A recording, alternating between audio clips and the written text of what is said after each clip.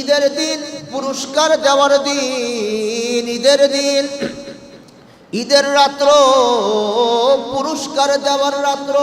কার জন্য? সবার জন্য। এই তো এবার হচ্ছে, আরে সবার জন্য ঈদের রাত্র না। ভালো করে কান খাড়া করে শুনবেন, সবার জন্য ঈদের দিন নয়। বলেন সবার জন্য ঈদ না, সবার জন্য ঈদ। আওয়াজ দিয়ে বলেন সবার জন্য ঈদ না, সবার জন্য ঈদের রাত্র না, সবার জন্য ঈদের দিনের নতুন জামা কাপড় না। কথা বলেন, সবার জন্য ঈদের দিনের নতুন জামা কাপড় না। যে রমজানে বসে বসে লাল পর্দার ভিতরে ঢুকে ঢুকে পুরি খেয়েছে, পরাটা খেয়েছে, তার জন্য কি ঈদের দিন নতুন জামা কাপড়? কথা বলেন।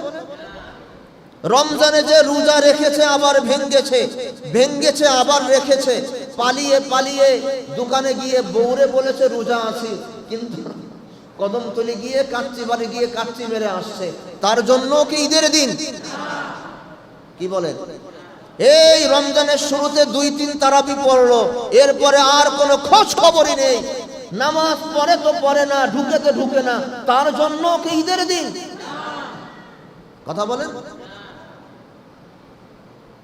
হায় রে হায়, রমজান মাস গেল, বাসার ভিতরে টিভি বন্ধ হয়নি।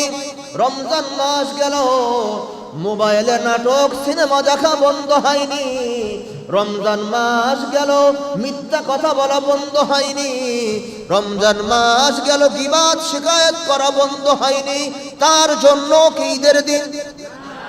তার জন্য কি নতুন জামা কাপড়?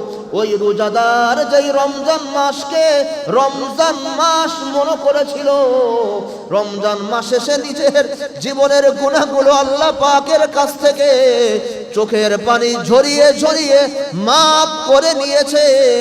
এই রোজাদার যদি সারা ফাটা সিরা বোরা ময়লা যুক্ত জামা পরেও যদি ঈদের নামাজ পড়তে যায়, আমার নবীজি বলেন এই রোজাদার ব্যক্তি যখন রাস্তায় বের হয়, ঈদের দিন সকালবেলা ফেরেশতা তার সাথে মুসাফাহ করে।